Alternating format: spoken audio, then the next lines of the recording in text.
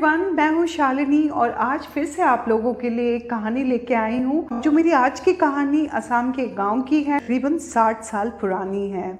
असम का एक ऐसा गांव जहाँ पे शाम होते के साथ ही सब लोग अपने घरों में घुस जाते थे। बाहर निकलने से उनको डर लगता था। शाम को लड़कियों का बाल धोना या बाल खोल के घर से बाहर जाना बिल्कुल मना था। और उसी गांव में एक बहुत ही भयानक ताकतवर तांत्रिक भी रहता था। रात के अंधेरे में वो तांत्रिक हर घर में चक्कर लगाता था और इसकी वजह से वहाँ पे रहने वाले लोग बहुत ज़्यादा डरते थे। उसको खुश करने के लिए वो घर के बाहर खाना हर रोज रखते थे। वो एक ऐसा गांव था कि कभी कभी उस गांव में लोगों के घर का खाना खराब हो जाता था, यानी कि खाना खून बन जाता था। एक बार की बात है, उसी गांव में रहने वाला प्रफुल्लो अपनी पत्नी रुनझुन के साथ रहता था। एक शाम को जब प्रफुल्लो काम से वापस आता है तो देखता है कि उसकी पत्नी रुनझुन बहुत उदास बैठी हुई है। वो उससे पूछता है, रुनझुन क्या हुआ, क्यों तुम इतनी उदास हो आज? क्या बोलूं, माँ बाबा घर आ रहे हैं खाने के लिए।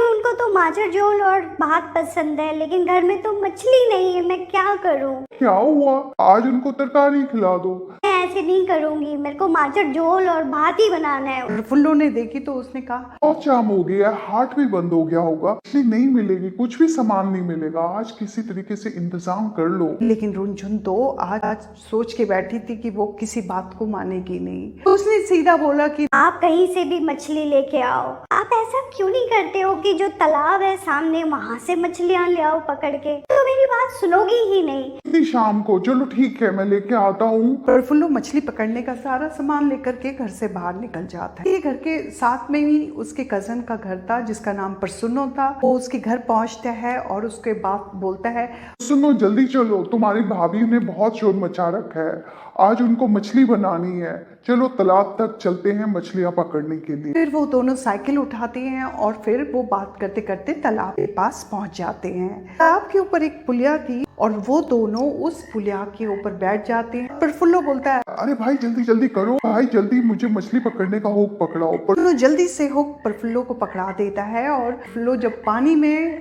कांटा फेंकता है और बैठ करके वो बातें कर रहे होते हैं।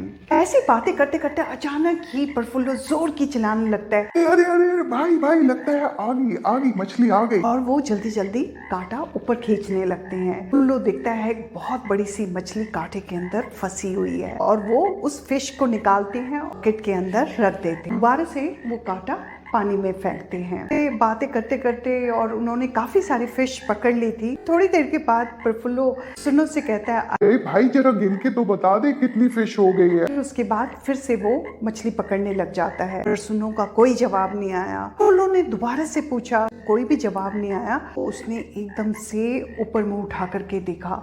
वो देखता है प्रसन्नो एक तरफ बड़ी बड़ी आंखें खोले बस देख रहा है। उसके मुंह के चारों तरफ खून ही खून लगा हुआ है। तो प्रफुल्लो थोड़ा घबरा जाता है, उसको थोड़ा थोड़ा शक होने लगता है क्योंकि प्रफुल्लो को थोड़ी जादुई विद्या भी आती थी। उन्होंने देखा कि उसकी टोकरी के अंदर एक भी फिश नहीं थी और प्रफुल्लो एकदम से चुप हो जाता है। वो सारा सामान इकट्ठा करता है, प्रसन्नो को बोलता है, भाई चल घर की तरफ चलते हैं, बहुत रात हो चुकी है। और रात का सन्नाटा चारों तरफ फैलता जा रहा था और साथ में ही झिंगुर के बोलने की आवाज़ें आ रही हैं, मेंढकों के टर टर करने की आवाज़, जो कि इस माहौल को ज़्यादा खतरनाक बना रही थी। प्रसन्नो और प्रफुल्लो दोनों उठ करके चल रहे हैं। प्रसन्नो आगे की तरफ बड़ा मस्ती में चल रहा था, पीछे पीछे प्रफुल्लो। अचानक प्रफुल्लो की नज़र प्रसन्नो के बगल में जो एक पोटली दबी हुई थी उस पे पड़ जाती है। उसको समझ आ जाता है कि माजरा क्या है। जल्दी से उसकी पोटली को खींचता है और घर की तरफ भागने लगता है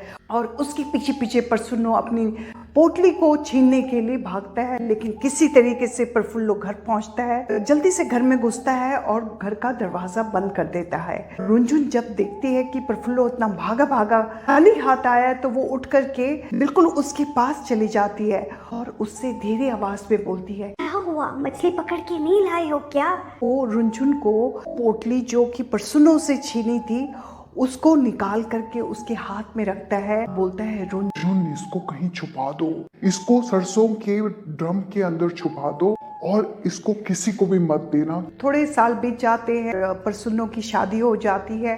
तो एक दिन की बात है, प्रफुल्लो को गांव जाना था एक शादी अटेंड करने। रुंझुन की तबीयत ठीक ना होने के कारण रुंझुन घर में ही थी। रात का वक्त था, अचानक ही रुंझुन के घर में किसी ने डोर नॉक किया। तो दरवाजा खोलती है तो देखती है कि प्रसन्नो बाहर खड़े हुए हैं। उनको अंदर बुलाती है। अंदर आने के बाद प्रसन्नो बोलते हैं, अभी भैया ने जो पोटली दी है ना आपको, मुझे दे दो, क्योंकि मुझे इसको लेकर के जाना है, क्योंकि मैं भी अभी बस कुछ टाइम में शादी के लिए निकल रहा हूँ। रुंझुन को लगता है कि शायद मंगाई होगी ये पोटली। वो पोटली लेकर के आती है और उसके हाथ में रख देती है। ऐसे ही उसके हाथ में रखती है तो एकदम चिल्लाने की आवाज आती है कि सारे शीशे टूट जाते हैं, दरवाजा अपने आप ही खुल जाता है। उस दरवाजे से प्रसन्नो बहुत तेजी से भाग के बाहर चला जाता है। जब प्रफुल्लो घर आते हैं तो घर की हालत देख करके पूछते हैं कि किसने किया, तो वो सारी बात बता देती है। और अब प्रसन्नो का कहीं अता पता नहीं चलता, वो गायब हो जाते हैं। और आखिर में प्रसन्नो के घर के लोग उसी भयानक से दिखने वाले तांत्रिक के पास पहुंच के सारी बात बताते हैं। तो तांत्रिक को पता